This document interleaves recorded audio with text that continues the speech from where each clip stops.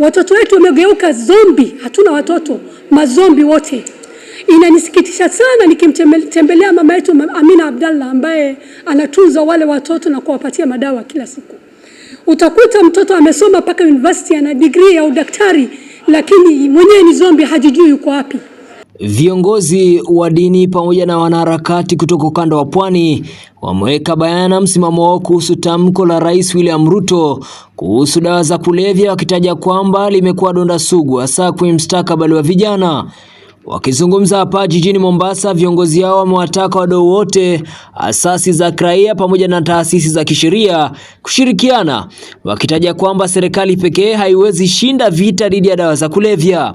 Wakiongozwa na Ali Hassan Tito ambaye ni msemaji wa Pwani Patriotic Religious Leaders, wamevitaka vituo vya kutoa huduma za kurekebisha walioathirika na dawa za kulevya kuwa nafuu kwa wakazi. Vile wamezitaka programu zinazolenga kuwezesha vijana zipewe kipaumbele ili kuweza kusaidia vijana kujiendeleza.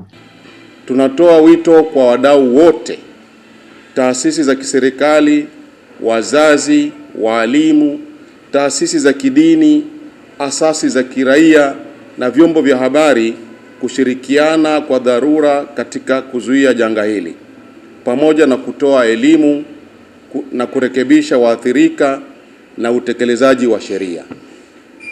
Vita hivi haviwezi kushindwa na serikali pekee. Vinahitaji mshikamano wa kitaifa na ushirikiano wa pamoja. Tunasisitiza kwa nguvu umuhimu wa kuimarisha program za shule, ikiwemo mipango madhubuti ya viongozi wa dini na jamii kutembelea shule mara kwa mara, kuwaongoza, kuwashauri na kuzungumza na wanafunzi kuhusu madhara ya matumizi ya madawa ya kulevya, maadili mema, nidhamu na lengo la maisha. Pia tunatoa wito huduma za urekebishaji, yani rehabilitation, ziwe nafuu na zipatikane kwa wote bila kujali hali ya kijamii au kiuchumi. Huduma kwa waathirika hakupaswi kuwa fursa ya wachache, bali ni haki ya kila Mkenya anayehitaji nafasi ya pili maishani mwake. Zaidi ya hayo, programu zinazolenga vijana lazima zipewe kipaumbele ndani na nje ya shule, kwani ni nguzo muhimu katika kuzuia matumizi ya madawa ya kulevya. Kwa upande wake, Sheikh Abu Katada ambaye ni mwenyekiti wa baraza hilo amesema wanaunga mkono mazungumzo ya vita dhidi ya dawa za kulevya, akisema kwamba imeharibu mustakabali wa vijana, akitaka serikali kuwachukulia hatua kali za kisheria wote ambao wanahusika kuingiza mihadarati nchini. Wale ambao kwamba wanatumika katika biashara kama hizi ni watu walioko mashinani. Wale ambao kwamba wanajifaidisha kibiashara wako mbali na wakati ambao kwamba zinatumika vitu kama hizi, na tunasema ni masikitiko makubwa jamii na taifa, watoto wetu kukosa mwelekeo, walifu kuzidi, usalama kuzorota. Utapata kisa na maana ama sababu kuu ambao kwamba imechangia ni jambo zima la madawa ya kulevya. Sheria ambao ya serikali inawapata siku zote ni wale walala hoi, wale ambao kwamba wako mashinani, wale ambao kwamba ndo wanatembea wanauza.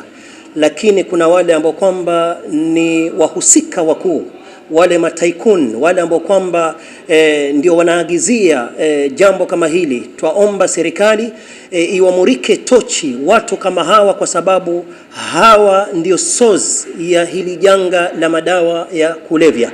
Miaka yote walikuwa wanaonewa wale ambao kwamba ni watu wa chini, na watu wanawachwa ambao kwamba ndio wahusika wakuu wenye kuagizia, wenye kuinvest katika biashara kama hiyo. Ni mkutano ambao ulijumuisha wakazi ambao wameitaka jamii kuhakikisha wanakuwa mstari wa mbele kupiga ripoti ili kuzuia usambazaji wa dawa za kulevya nchini, hasa katika eneo la Pwani, ili kuepusha hasara kubwa ya vijana kupotea. Watoto wetu wamegeuka zombi, hatuna watoto, mazombi wote. Inanisikitisha sana nikimtembelea mama yetu Amina Abdallah ambaye anatunza wale watoto na kuwapatia madawa kila siku. Utakuta mtoto amesoma mpaka university, ana degree ya udaktari, lakini mwenyewe ni zombi, hajijui yuko wapi. Tafadhalini sana wa Kenya, ni wakati huu. Rais mwenyewe amechukua jukumu, ameinuka na kutamka, na hatua kali imechukuliwa, na sisi tuunge mkono kwa kutunza na kushikamana na yeye.